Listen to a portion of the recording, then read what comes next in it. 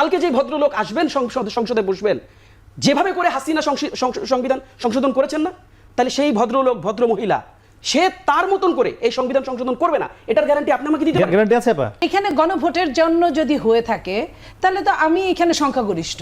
ভয় পাওয়ার তো কোনো কারণ নেই, কিন্তু আমরা দেখছি যে বিএনপি গণভোটকে ভয় করছে। দেখেন, এটা একটা টার্মিনোলজিক্যাল ডিবেট।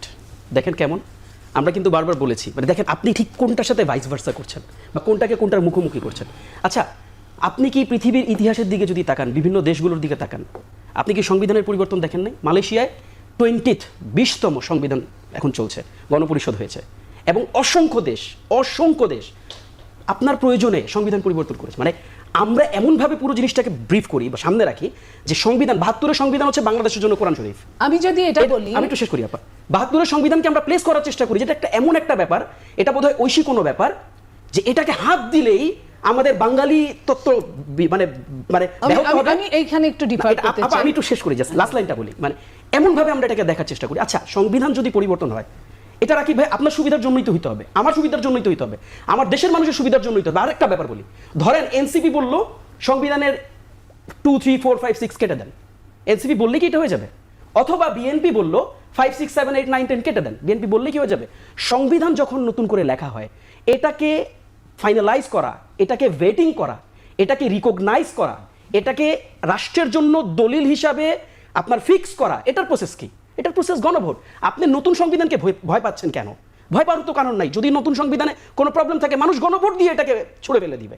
আপনার আমার তো কষ্টের কিছু না। এখন দেখেন 72-এর সংবিধান, আমি যদি এটাকে একেবারে একটা দালিলিক একটা জায়গা থেকে, ঐশী কোনো জায়গা থেকে আমি বিবেচনা করতে, যেটা বাংলাদেশে, তাহলে তো আপনার প্রয়োজনে আপনি বাংলাদেশে আর কোনোদিন সংবিধান পরিবর্তন করবেন না।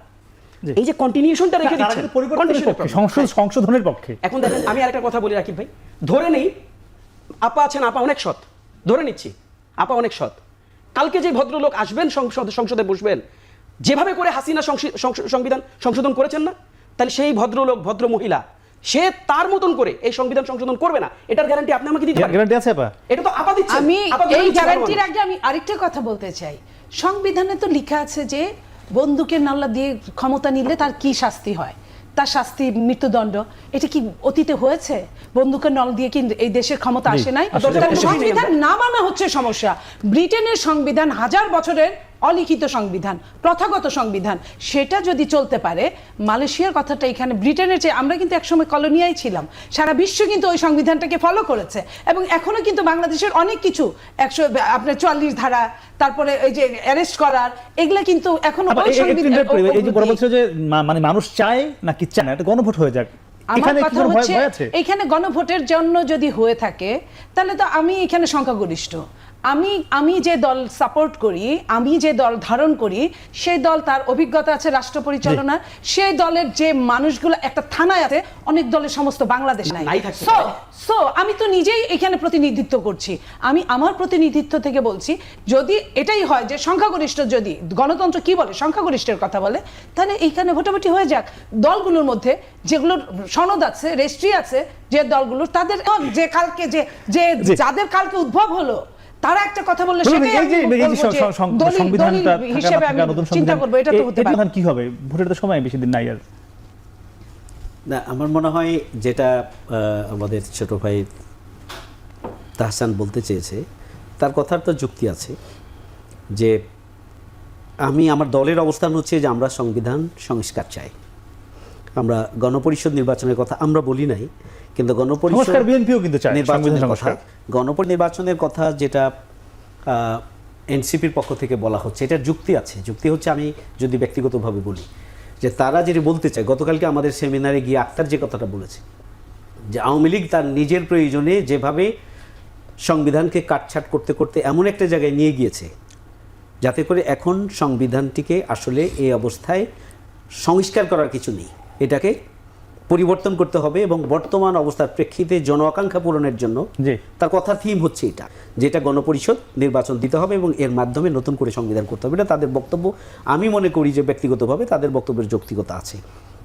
সংবিধানকে তো আওয়ামী লীগ তাদের দলীয় প্রয়োজনে কাজে লাগিয়েছে। যদি আপা এটা বলেন সংবিধান, 72-এর সংবিধান নিয়ে প্রশ্ন যতটুকু, তার চাইতে বেশি প্রশ্ন হচ্ছে রাজনৈতিক দলগুলো তাদের প্রয়োজন পূরণের জন্য, দলীয় স্বার্থ পূরণের জন্য এবং দলকে ফ্যাসিস্ট হিসাবে গড়ে তোলার জন্য 41 সাল পর্যন্ত ক্ষমতায় থাকার জন্য যারা যখন ক্ষমতায় এসেছে নিজের পছন্দ মতো করে সংবিধান সংশোধন করেছে। না, কিন্তু 41 সাল পর্যন্ত সংবিধানের আলোকে থাকার কিন্তু সুযোগ ছিল না। আমি এখানে একটা লাইন বলতে চাই, জনগণের জন্য দেশে আমি একটা লাইন যোগ করতে চাই। যদি সংবিধান চেঞ্জের প্রশ্ন আসে, আমার মনে হয় এই ডিবেটটা প্রত্যেকটা ধরে ধরে একদম কোন কোন ধারা ধরে ধরে এটা কেন থাকবে না আর এটা কেন থাকবে, এই ধরে ধরে আমরা হিসাব করলেই তো হয়। তাই এত চিন্তা না করে আমরা যদি ধারায় যাই, যেটা যেটা সমস্যা হবে, সব দলের মিলে সমস্যা হবে, সেটা নিয়ে চিন্তা করা যাক। তাহলে আগেই আমি কেন প্রথমেই বলবো যে না, এটা আওয়ামী লীগ টাচ করেছে, আমার এটা টাচ করা যাবে না। আওয়ামী লীগ তাহলে যে চেয়ারে বসেছে সে চেয়ারে বসতেছে, তাই না? তা ওই চেয়ারটার কি ব্যাপারে কেউ কিছু বলে না। সংবিধানটা বলে কিসের জন্য? এখানে অনেকগুলো কাহিনী আছে। এখানে স্বাধীনতা, প্রথম স্বাধীনতা, দ্বিতীয় স্বাধীনতা যারা বলে, তারাই ওই ফ্রান্সের মতো ওই হিসাবটা করতে চায়। আমরা তো এটা চাই না, আমরা তো এটা স্বাধীনতা চাই। আমার কথা শেষ হয়নি অবশ্য, ছোট করে আমরা বিরুদ্ধে যাব। ছোট্ট করেই আমি যেটি বলছি, যে আপা যেটি বলেছেন যে বড় দল হিসাবে আমরা তো আমাদের জায়গা থেকে জনগণের প্রতিনিধিত্ব করছি।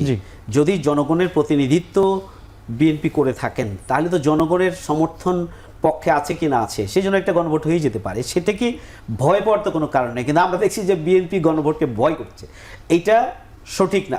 2 নম্বর হচ্ছে যে 15 বছরে বাংলাদেশে কোনো নির্বাচন হয়নি। 35 ইয়ার্স ওল্ড যারা, 35 বছর বয়স, তারাই 15 বছরে 20 বছরে তারা ভোট দেয়নি। সুতরাং আগামী দিনে জাতীয় নির্বাচন অনুষ্ঠিত হলে আসলে নির্ধারিত হবে যে কোন দল বড়, কোন দল ছোট, কার পক্ষে কতটা সমর্থন আছে বা নাই। থার্ড হচ্ছে যে এনসিপি নতুন দল, আমি তাদের পক্ষে এই জন্য বলছি না, তবে তাদেরকে আমাদের সম্মান করা উচিত। ছোট্ট দল হলো, তাদের নেতৃত্ব